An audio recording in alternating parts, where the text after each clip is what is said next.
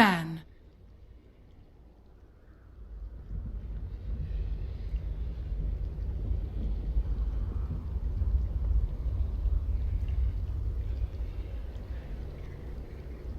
Ten seconds remaining. Welcome everybody to game number 2 of Team Empire up against OG Dota 2. We had ourselves an extended break while we waited for servers to be, well, lobbies to be rehosted and all that kind of jazz. But we have now arrived at game 2 where OG had themselves a 1-game advantage after what was, well, a momentum swinging game 1 to a wonderful conclusion with team fights for OG Dota 2 taking game number 1 and the advantage that with one more win, we'll be seeing our winners, our grand final, the winners moving forward, because we're going to be doing 2 OG Dota 2 games tonight for those who have been asking. So if OG win, we'll be having Team Liquid going up against OG, and if Team Empire win, we'll have OG going up against Golden Boys. That is the schedule for tonight. Is very dynamic and changing, and a man who also is able to read dynamic and changing, maybe a little bit more Dota, is my co-caster, Scanzor. Welcome, man. Welcome back. Oh, thanks. That's a very nice thing to say. I was wondering if you saw on Twitter during the break, Resolution tweeted something like, Nightstalker, what a hero. Like, do you think that Nightstalker was particularly upsetting to Lena last game? I don't think he was really the problem, man. I don't think Nightstalker was really the problem to the Lena. The problem was just still the fact that SF was able to find a large amount of farm.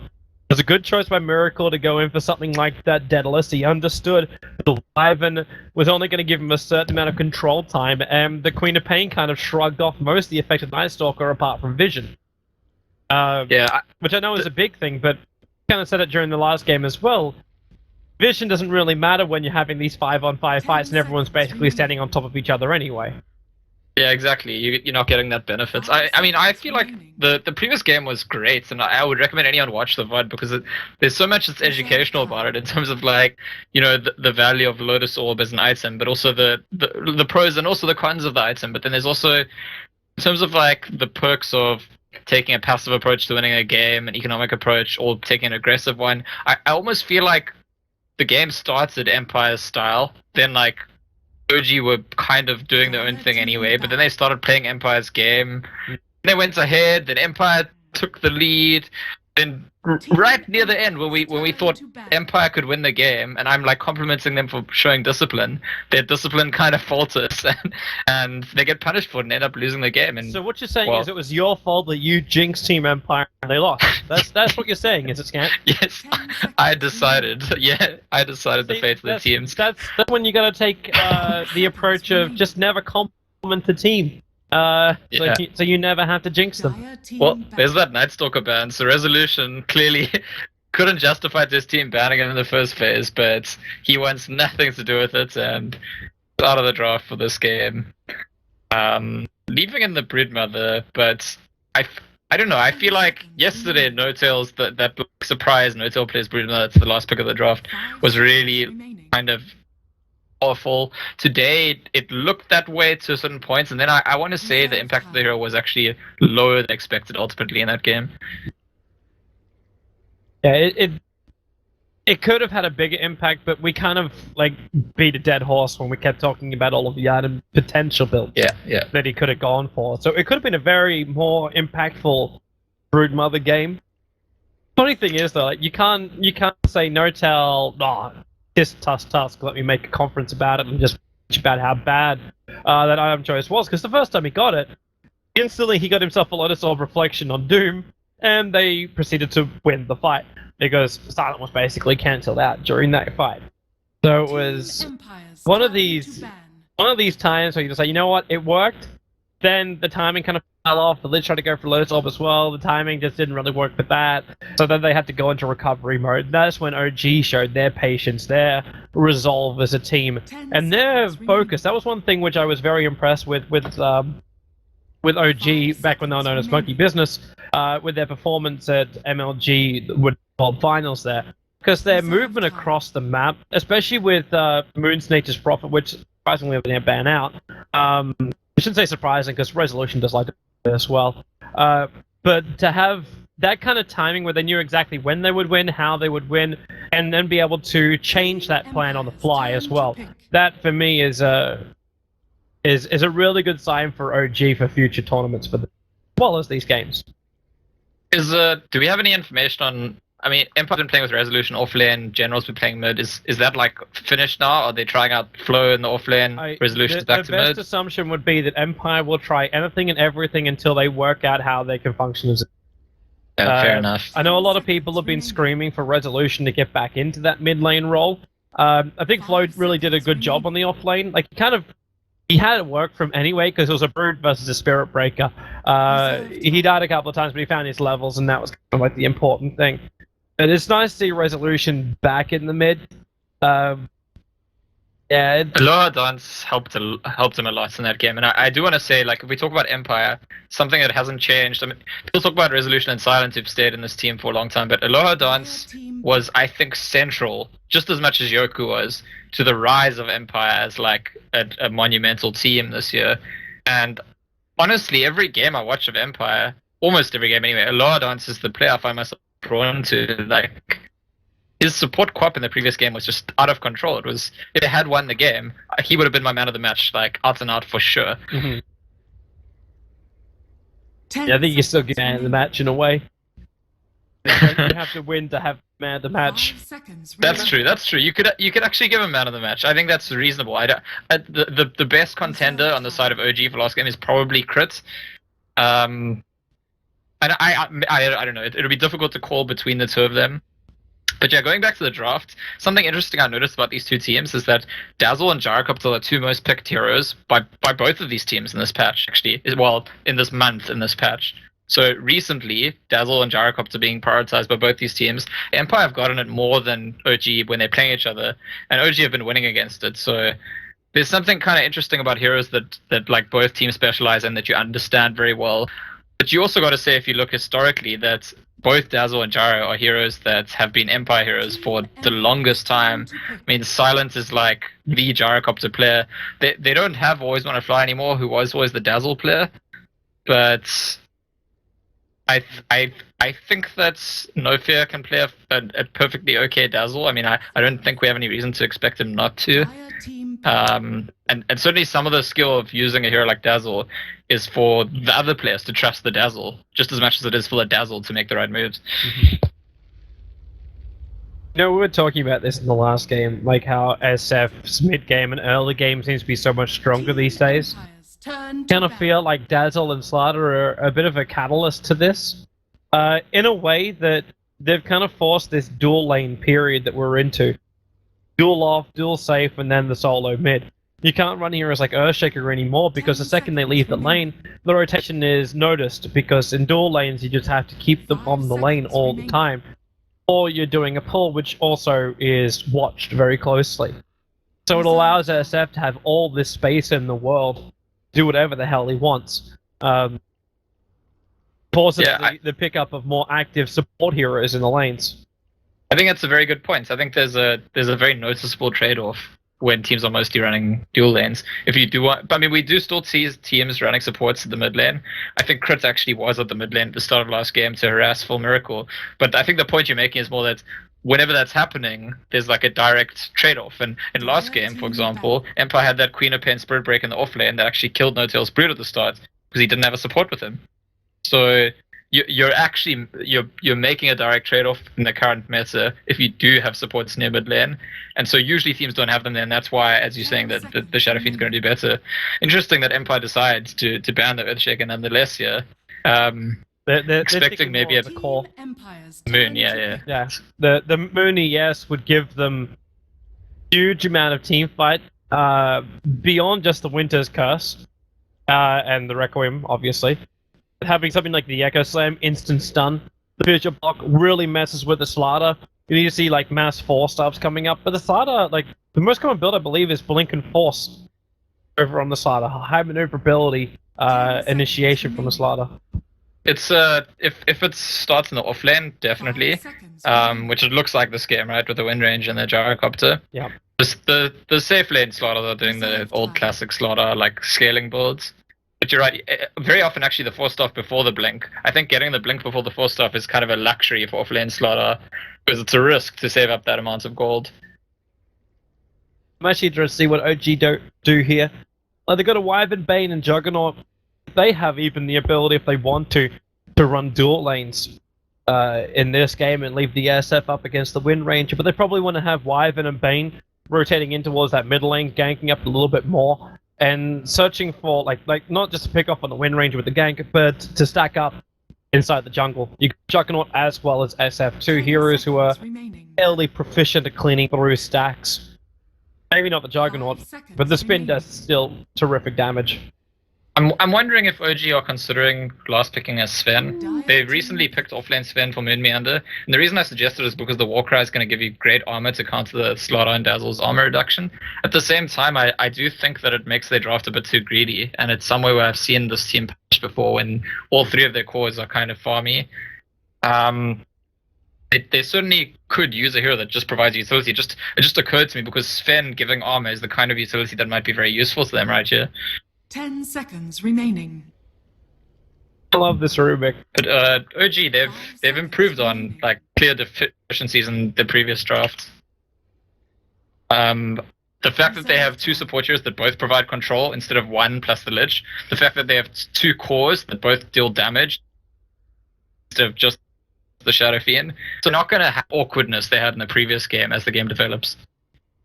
No, I'm always skeptical about seeing a Phoenix, especially when you've got a team which is running 3 real range heroes and 1 iffy range hero, the Gyrocopter, because his range is just pretty... Get that Nova off, Mike was probably going to cause large amounts of problems for the Slaughter. Gives OG that team fight function they're kind of looking for through that Supernova. Yeah, I think that... Laning phase, I'm always a little skeptical. The Rubik is, with telekinesis, it's a fairly good counter to the Phoenix. You just got to be in range for it, but it's that instant grip that you can get out from Aloha Dance that can make it work. Yeah, I need to reconnect to this game. I'm receiving uncompressed updates or whatever it is that happens when your Dota just freaks out. That's okay. Okay. I'll get back in there, but I think I agree with you. I think that the Phoenix on its own is not going to get great ultis with that lineup. With the teammates threatening all the things they do, the Omni Slash, the Requiem, the Winter's Curse, it can get great ultis. So the concern is more about the laning stage. We'll see how it does there. Well, Moon will try to have as much fun with it as possible. He's here for the Rune Steel at the moment. Very defensive ward, like a very defensive ward around Roshan. So he's able to understand when Empire is going to come down for this. So if OG can secure both runes, like getting Phoenix into the point where he can have both Icarus Dive as well as Fire Spirits in the lane, and push himself closer and closer towards these Tranquilus, they don't see him. They're pinging out that he should be there. And Resolution can line up for the tree line shackle, which I think that's exactly what he's doing, and they're just going to let... Oh, there's your dive, and there's your pick. That's the telekinesis counter I was talking about. He's such a great hero against him. First blood. And the Phoenix didn't even get the bounty rune. It went to the SF as well as to the Wind Ranger. With First Blood going the way of the Wind Ranger too. What a start for Resolution. I'm going to restart my Steam because reconnecting to the game didn't help. So I'll just listen to you for now. You poor guy. Well, that's the dream right there. That's the dream right there for Resolution. The early pickoff over on the Phoenix means he's going to get no levels in the lane. By the time he gets there, Khan's going to be approaching level 2. There's no blocks on the pull points on the bottom lane, so Empire can just pull through quite freely, but they have an opportunity on the top lane. The Arctic Burn sets up against the Slaughter. The Star Shield block's going to help out with that last stack from Fly. But it shows you the amount of pressure which Slaughter is able to take. Having to early burn off his salve. Fly just gonna keep happening every time this curse comes back off cooldown. And if he arrives to the lane with a Shadow Wave, so it's gonna be difficult to Slaughter. For Juggernaut to try and do what he did again. He's got magic immunity when he goes inside that spin. The Shadow Wave damage is still physical, and that's gonna take a lot off No-Tail if he's not careful. I suppose the other way around is to bring in help, but you got Crit arriving with Enfeeble only, so they're going to beat into the Dazzle. The Shadow Wave's going to be there. There's no... okay, do they have enough damage? So they don't. They'll just walk away. The Enfeeble's then thrown over towards the Slaughter. They really needed a Brain Sap or a Nightmare there. But it was an attempt to control up the CS of resolution. Have you had any luck now reconnecting? I have just clicked the reconnect button, so I'll be able to tell you in a few seconds if I mean, I've been able to get into the game several times. It's just like looks so choppy and like kind of freezy. Hopefully it'll look better this time. Love dem service, man. Love dem service. God damn, resolution. This doesn't even cripple him. He got such a good start that he's already running this bottle back and forward that he could just use power shots to farm up the wave. At least by his miracle, that extra comfort zone more than anything else. But Crit has to soak up the experience here in the mid. He needs his level 2. He either needs a nuke or he needs control. Kinda needs both, actually. Alright, so this time struggling to even get into the game. Icarus, dive, moon. Okay. You waited a very long time to do that. Triggers up yourselves, throws out the sprites and silent. Coming almost to the tier 2 tower to try and attack. Almost impossible to lock down a Phoenix unless you do have that jump, that instant grab control, which is what the Rubik is there for. And he understands that Icarus dives on cooldown, so Aloha Dance can really just have to zone out this Phoenix on the bottom lane. Do the wave! It's like 2 Fly couldn't find that observer what he was searching for. Still a decent sentry. Like, it would have scouted out if there was any vision hovering around here, and now he will find it. So the pulls can start soon for Fly, and they'll change the lane equilibrium on top, which, funnily enough, is... Okay, so Flow's found experience, and so is No Fear in a way, but they've got 4 CF between them on this offlane Dazzle Slardar combo. Against the safe lane No-Tail, who's gone 18-12. 4 minutes into the game. Battles are going to continue. Flow's moving over. Crit understands he's in a little bit of trouble, and then Haystone Miracle moves over. Slardar's not ready to fight. Any troubles? I've gotten back into the game, but it's still like slideshowing for me. So I'm gonna just try. I might need a few more minutes to try and figure out what's going on. Best shot, man. Why? Still crazy to think, like, he's been so... Because without the spin, without the pulls, he's gotten no levels whatsoever. Gets a slow over on the Slardar, zones out the Dazzle, but he's not even level 2 yet on this Winter Wyvern, so he can't give a cold embrace over to the Juggernaut. He doesn't have the damage from the Splinter Blast, which is probably what he was searching for. Considering how close they keep finding to find these kills, it's just a little bit off. And Chris moving towards the mid. The Razors are setting up right now for Miracle. So you can just go for the Brain Sap. Now, it is the nighttime cycle, and that's why Crit is just able to walk himself in through Fog of War. Miracle triggers the haste rune. All he needs to do is just hit. Oh no, Miracle! Shackled to the tree line! No Fear is going to arrive. Miracle, he'll just run himself away. There was no follow-up power shot. Resolution didn't have the mana for it, even after the 1 charges. Miracle forces the TP rotation up top. Slardar can get more levels, but it also means that No-Tail can get a little bit more over-aggressive! Well, it's not over-aggressive if you get the kill. Walked just far enough to get himself out of range of that Radiant Creep Wave, gets the solo Omni Slash on the Slardar, and because of the movement from Miracle, Dazzle TPing off the lane, No Fear couldn't help out his core on the off lane. And a solo kill comes the way of the Juggernaut.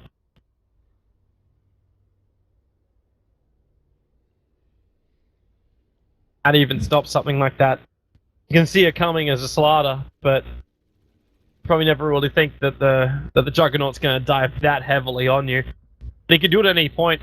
Walking around with that Mango means he's always got that extra man to play around with. He's got running a bottle as well on this Juggernaut. So it's just a little too easy for him at the moment. So this happened to me a couple weeks ago when I cast the Durka, and it seems like I'm connecting bad to the server. My line looks okay, but I'm just going to try and reset it quickly. Sorry, I'd have to ditch you for a few more minutes. No, not a problem, Scan.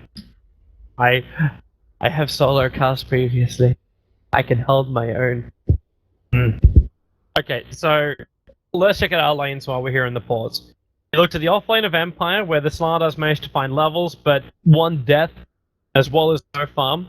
Not the greatest in the world. Up against the Phoenix, who, yeah, he gave away first blood, but Moon's also managed to find 5 levels, which means this Supernova's going to come online at a decent rate, and once he gets himself another 100 gold, he's going to have Tranquil Boots up and running, and then he can just sit close towards the lane. You then have to look towards the other angle. When does Silent as well as the Juggernaut come online? Silent, obviously, a lot of early game aggression he can get from his Rocket Barrage. Not going to be as useful up against the Phoenix because he needs to have the control from the Rubik. So he's fairly reliant on that. But right now it looks like the Juggernaut's going to do a lot more work a lot earlier on. They need to shut down OG's cause.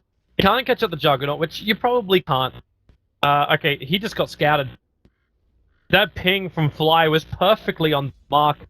The Rubik moving up. Now he's going to realize there's no... Well, actually, there's 2 stacks.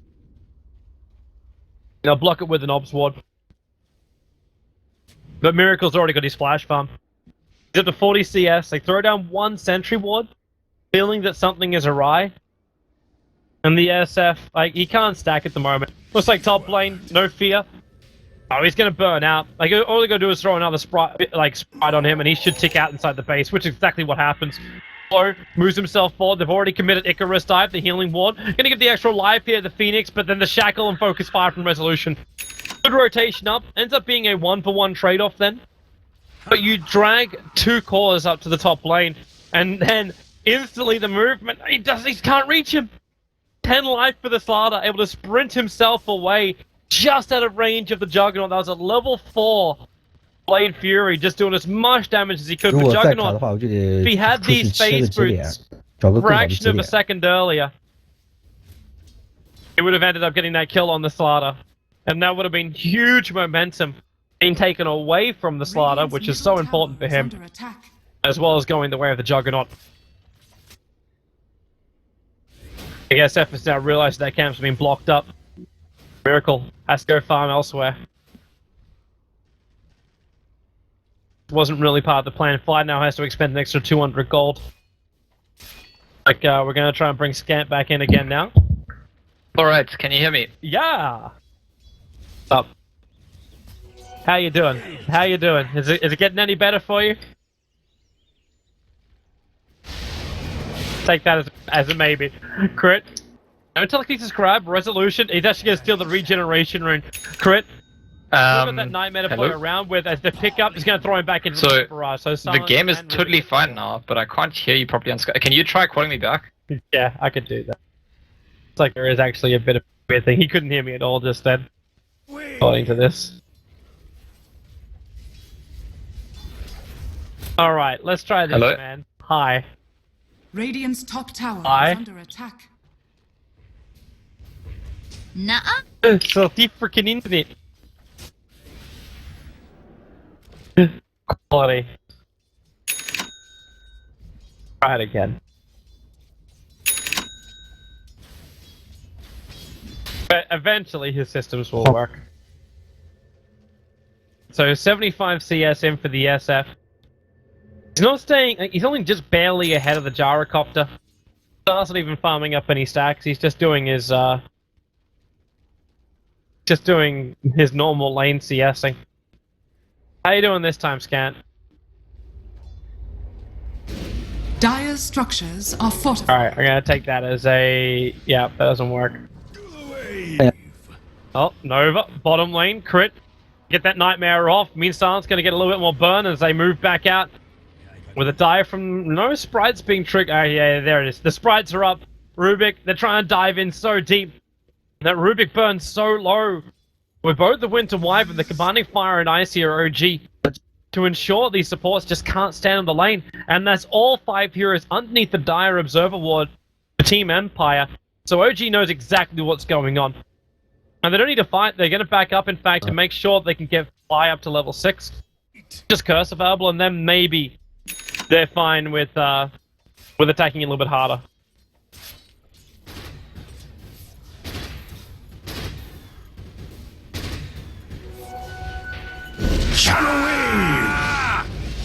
No-Tail's gonna go again. 10 stick charges would have allowed him to go for that Omni Slash. Would have got a solo kill over on Silent. Zap! Ends up just failing anyway. Mech build early up from Miracle. No surprise there whatsoever. Doesn't only has the buckler so far, but with having a Ring of Aquila as well as the treads, he's still on a really good timing. And there's nothing really that Slardar can do. In fact, Slardar can really enjoy this moment, because he's able to get himself up in the levels and maybe a little bit of farm as well, which is a good advantage for him. I just needs to get that level 6. Once he's got that, getting kills for him is fairly easy. Because there's so many heroes he can just combo with. Also interested to see the build that comes out from this Juggernaut. Still hasn't made up his mind yet. 1500 gold, what's he going to buy? Calling Blade and TP for now. But he could go for the early fighting builds. Look for the Ring of Aquila, look for the drums kind of style. Two most popular early item builds. Early items to build. Mech recipe done for the SF.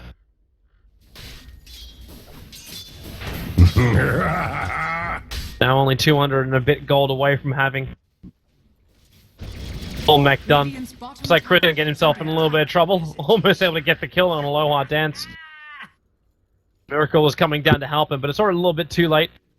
Try get themselves another pick off. And they're now starting to 5-man move across the map. And really, like, No-Tail doesn't want to be involved in this at all. He's just backing himself out every time. Now we can force out the bottom lane, pop that healing ward, keep his creep wave alive. Just push into the tower.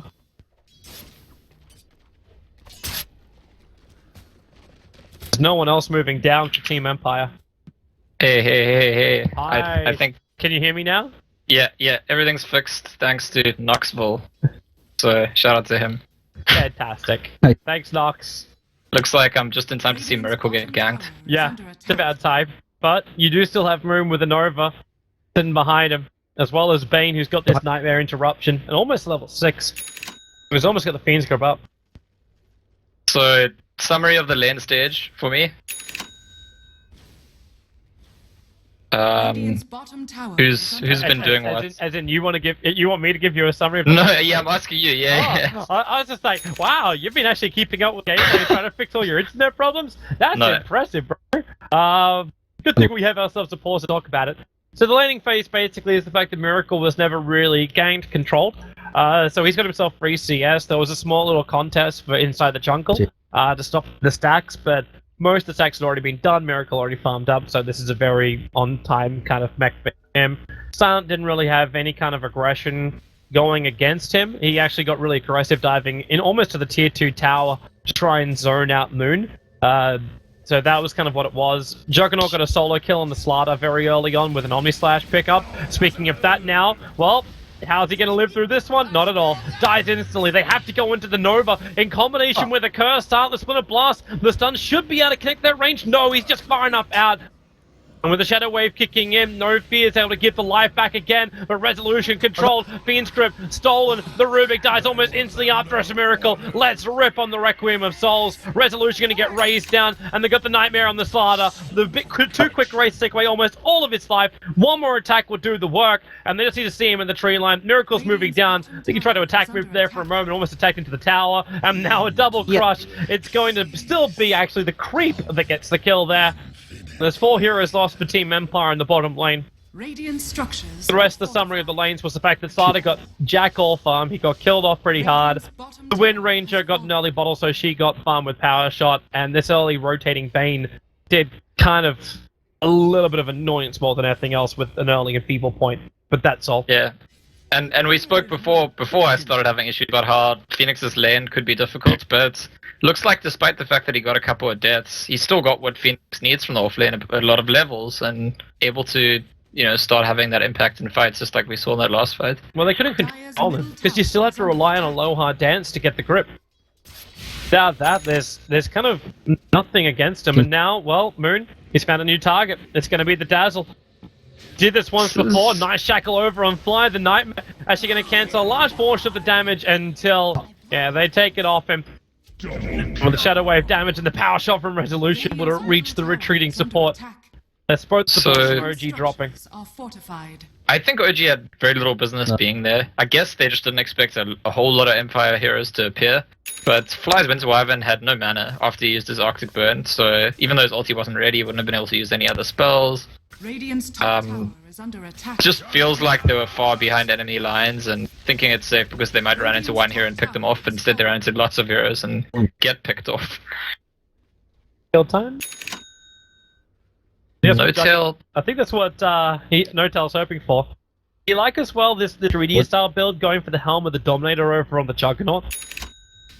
It's very interesting. I don't know actually. I don't know that I've seen this at all before, and maybe I've just not been paying attention, but definitely I think that the Mask of Madness build has proven to be just like not appropriate anymore the way the game's being played, and this whole team is smoking up behind them. Well, Middle tower is under attack. They want to ensure the towers. Dire's bottom Moon's a tower very is juicy under target to attack, but now as Moon walks across the lane, they realize, okay, it's daytime, they see all. Smoke's going to break on Fire. Smoke is also going to... Actually, he's going to time out on crit. The illusions from Resolution were trying to do the scout. Didn't really find anything, but they do still see no fear. Crit won't get himself in range for this, so they just let the mid-tier 1 tower go. yeah, and I talked last game about how there's so many different ways to build your SF at the moment, but Miracle is going for pretty much the exact same. Here they come. The call down. The shackle doesn't latch. How's it not latch? It's Wind Ranger. She's broken. Now they jump forward. Phoenix potentially can go into the Nova, but they're all a little bit too far away, so it keeps going down for these Spirits. The Baybolt damage actually doing some decent work when you combine it up with a power shot. The Slaughter still ended up ticking out. As those sprites going to work, crit being picked up and thrown back as the Observe Ward on the hillside for OG to let them know what they can get away with. They've got Weave as well as Amplification on them. The Weave's about to wear off when they start for Roshan while the Slaughter is down. Miracle was not there. I mean, the reason I missed the start of the fight talking about Miracle is because I was watching him, and OG just take a clash 4v5, come out of it with a kill, and the strongest hero is the one who's not there. I think that's a worrying sign for Team Empire. Fallen to the dire. More worrying sign the fact you got an Immortal SF who's about to finish up a full SNY, and we're only 17 minutes into the game. Dire's bottom tower is under His attack. net worth's over 9,000 right now. You got to find a way to quell this SF. The thing you are correct about is the shackle shot. I mean, whether or not you land that shackle shot makes a huge difference. Also, Resolution extremely close to his Aghanim Scepter, which once he hits that, then it's even bigger deal. When you hit those shackle shots, you make kills. Simple as that. I still can't believe it hit the latch. Like, the amount of BS shackles I have seen over the course of the last, well, lifetime, actually, because it's always been BS. But he shackled a hero that was here. It didn't lash the tree that was behind him, or the hero that was out here, or so it's like, okay, what is going on here? It's just, did they patch Wind Ranger while I wasn't looking? It's like that one secret angle that doesn't work to balance all the overpowered ones that do work. well, I think the Empire may have just had a little bit of a problem in their exhaust port. Haven't really predicted that one coming. But yeah, I mean, I want to go back to this Helm of Dom jug build just because I find it interesting that, I mean, you want to be able to farm the jungle, and so you need some kind of lifesteal. And I don't really like the Vlads in him. I feel like it's too much money for too much of like a utility rather than a carry item. So I guess Helm of Dom is kind of the natural way to go if you're not going to go Mask of Madness or Vlads, but you do want lifesteal. You leave it a Mask of Death, or Morbid Mask, whatever they call it these days, but Helm of Dom does give you that extra value. It does make you tanky, it does give you damage, can dominate creeps, and he's actually, speaking of this Juggernaut, he's in big trouble. Well, Flash might get him out of this one. Rubik is so low, but the shackle from Resolution this time it will latch, and they'll save the life there of the Rubik. Meanwhile, stacking creeps might be having a little bit more trouble. Yeah, and we see, if you look at No-tail, what he bought as he was dying, he's going towards that Battle Fury. So it's just like a complete carry build, like scaling carry. After Battle Fury, you'll probably buy a lot of stat items, maybe a BKB. I like how he approaches this too. The shackle from Resolution is going to latch, but he used the Helm of the Dominator to get Noga Frostmage, which wasn't with him. It's with the rest of the team. So he's trying to offset the weave that's coming out from Team Empire. Yeah, I spoke in the draft about how Sven might help with that, but certainly just dominating a Frost Ogre, an Ogre Frost Mage, sorry, could do that. And Aloha Dancers had spin. He had to deny the bounty rune, couldn't get out there to pick it up and get back out to safety in time. OG are really just starting to camp up on top of this Radiant Ancient stack. I say stack, sleeper stack because they keep farming it. And the thing is, in the previous game, I felt like there's a stage where OG are dominating by playing methodically, and then I said they made a mistake of making the game about team fights and that favored Empire. In this game, even though Empire is a team that likes to fight, I think OG have an exceptional fighting lineup. So it's not like if they start taking those fights, they're just going to lose them. If anything, I think they're favored in those fights. Definitely right now at the Aegis, but just in general with the Wyvern ulti, Phoenix ulti, 2 heroes for that DPS, that extra amount of control. They lost draft, couldn't take those fights. This game, I struggle to see Empire, playing Empire Dota and coming back into the game. So right now they're not playing Empire Dota, they're actually split pushing. They're also hoping too that, well, I don't know if OG will be done in time, but someone from OG would come up and defend that top. They got the critical new item up. It's the Blink Dagger over on the Slaughter. At the same time, we get a Blink Dagger onto the SF. 12,000 net worth, 21 minutes in. That Blink Daggering Slaughter can do so much work. They really want to have like a good first reveal. They keep Resolution pushing out the top lane, but it looks like bait. In OG, what do you do when you got bait? You spring the trap. Come up with more force than Empire can deal with and just spring the trap. Their smoke's gonna break, so they gotta know the Resolution. Yeah, with that power shot, there's a line just being drawn directly to him. They curse him up, and this is very reminiscent of what happened to him when he was leaner in the last game. It's just easy control. And Empire, they just can't defend that. OG will commit anything they've got to ensure these cores from Empire stay down. And it's honestly, it's much more threatening than the previous game, because here, Fly can throw the curse, and it's not like this is everything for our ability to fight. It's not like if the whole Empire's there, we waste the curse, we lose the fight, because there's all that extra amount of control from the Bane and the Phoenix on OG's side. So they can be as loose as they want with the curse, going for pickoffs, and they're totally fine to take fights anyway. And after they take a fight like that, they can just go back to their farming. Just keep the money rolling in. This Phoenix running Hand of Midas, now going in for the plate melt. Shiva's Guard's going to make a life very difficult here for Team Empire. I'm wondering too if Silent is going to be the man that everyone needs him to be in this game. I mean, he's with the cooldown so far, but I haven't really felt his damage during the fights. He's certainly got no lack of experience on Gyrocopter as they fly. No curse available. They're waiting for this one. The blink crush. They missed the timing. Juggernaut, he's hiding in the tree line. They're farming up the Ancients. The Weave is going to give him a little bit of defensive nature here. But Miracle moving himself forward. He wants to go for the Requiem Souls, but they've already lost the Juggernaut. So Miracle has to let that ulti rip. They're going to bring down the Supernova if they're not careful. In fact, he just focuses over on the Rubik. The Nova doesn't get off in time. The Gyrocopter with his BKB goes to work. Fly gets shackled and brought down. And that is a fight which OG was probably never going to win. And it ends up being a 4-for-1 trade-off. The SF being the only one to find that kill, killing off the Rubik.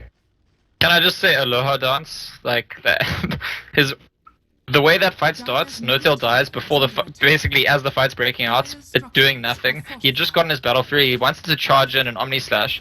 There's no vision showing him in advance, and as he runs in, Aloha Dance immediately telekinesis him, and then he's just burst down. But that's, I mean, the difference between that and if Aloha Dance was a bit slower to react, and No-Tail runs in, Omni Slashes, it's a completely different fight. So I just think the quick reaction there from the Rubik is, like, cannot be understated. We're getting ourselves, like almost a man of the series. When we have Aloha after his performance in game number 1. Silent's going to be controlled for a little bit, but that Nightmare, he's just going to wait it out. Fortification's also there. The upside here for OG is the fact they do have that Omnisage because it wasn't used during the last fight, as well as the curse. That were the two critical things. That's why I'm really surprised OG went in for it. Like, it might have just been, it's like, oh crap, we're gonna save No-Tail, but you didn't have curse up and running. Without that, you don't have the control on Empire to ensure that you get your multi off as the Nova. Sometimes you'll be losing your Phoenix in the But the Blade Fury is stolen by Rubik. And he's got his own Blink Dagger. Yeah, this is almost a nightmare now for the Phoenix. Because Rubik gets in a range of the Nova and just grab the ulti. Or when Flying goes for that initial curse, there has to be a follow-up. Speaking of that miracle, there, Shackle's going to kick forward into the Nova. The Omni Slash as well. Where's the damage? Crit, keeping the Phoenix grip up. Silent can't do any damage here. There's going to be a sign-up for a Phoenix trade-off. Miracle has to back out of here. The Shackle will not be able to latch onto anything. The Juggernaut will give a healing ward, but He's still in the Phoenix grip. Trade-off. That weave was almost at maximum the entire time, so there was no physical damage that could come out from OG that would do any level of damage. Even with the Fiend script and with the blink forward, they catch out the Juggernaut. Just go to town right now. They can cold embrace him up. But what is Rubik going to go into? Like, he can just start Blade Fury as well and staying on the front lines. The Rocket Barrage and Black Cannon, Silent doing the work. Miracle getting body blocked up by Aloha Dance with the blink forward Blade Fury. They could do nothing about it. No G, they're losing heroes left, right, and center. And that's now 2 team fights in a row that they've lost with towers to boot. Dire's structures are fortified. Must be very confusing to be a Juggernaut that's spinning while being cold embraced. Just looks kind of strange, don't you think? It's like Dire's bottom spinning around. It's definitely not natural. The embrace cannot hold the Juggernaut. He doesn't like hugs. But yeah, as you said, I mean, Empire looking good, like really good, and I think weirdly in a more substantial way than last game, even though it's such a strange thing that OG are better kitted out to take these fights, but they're doing worse. Rubik, what a play from Aloha. He blinks forward with the Blade Fury just to ensure that he can take the Nightmare off and they can move themselves back without having to run the risk of losing Silent. Silent's gone for a Manta style. The SNY that we usually see on Gyrocopter. But, I mean, when it's Silent and he's playing Gyro, he buys an item, you ask why was it the right item. It's not why did he want to buy it, it's why was this... Let's figure out why Manta Star is the best item here. First thing would be you can soak up the Omni Slashes with it. Beyond that, not really many other advantages out there. Crit, boom! Oh. He's dead. Yeah, soaking up Omni Slash, I guess, just an extra target because there's single target with the Bane Elemental that doesn't deal well with extra targets. I guess those are the kinds of things we'd look towards, and Slaughter is sprinting into enemy ground, and they see Fly. Yep, they actually get the crush at him while he's up the hill, keeping the bashes going. The Weaver's also going to start to arrive, so there's no way OG weren't going to turn around on this one anyway. They don't have their Bane, they don't have their Ivan, and this game is so different to game 1 because they don't have that plan B. They don't have that big split pusher. It's forcing out the lane, but they doesn't keep the momentum while he comes back. Like, you know, the Spiderlings doing their work. So Silent instantly tries to capitalize on the situation, pushes him to that tier 3 tower. They get the pick up on crit. Man, give this guy a medal. Aloha has just been so amazing this game. So amazing as this Rubik. Yeah, and this is wow, following the script of where OG loses, by the way, where they win game 1, lose game 2, and suddenly they're in trouble. I did say the last team to defeat them was Empire in that style. I'll see if they could do it. Right now, the Sunray burning forward. They have to go into the Nova. Silence on the front line. Where's your damage? The call is good, but the ulti, the Nova, it doesn't finish. It can't connect. The Razor's damage is not going to be enough. Not while the cooldown's down. And Silent going to town. I think OG might have just lost this game with a double crush from Flow. In fact, they call it. It's GG. There's too many fights in a row being lost, and there's just nothing that OG has that can repel the Empire. Interesting to see what OG do after winning game 1 and losing game 2, because the last time that happened to them was against Empire on the 22nd of October, and that's the last time they actually lost the series. Oh, could they be locked down into the 3rd place matchup up against Golden Boys? Team Empire can get themselves a date with Team Liquid. We're about to find out, guys. Stay tuned. We're going to have ourselves a short break, and we're back here for game number 3 of the D2CL semi-final.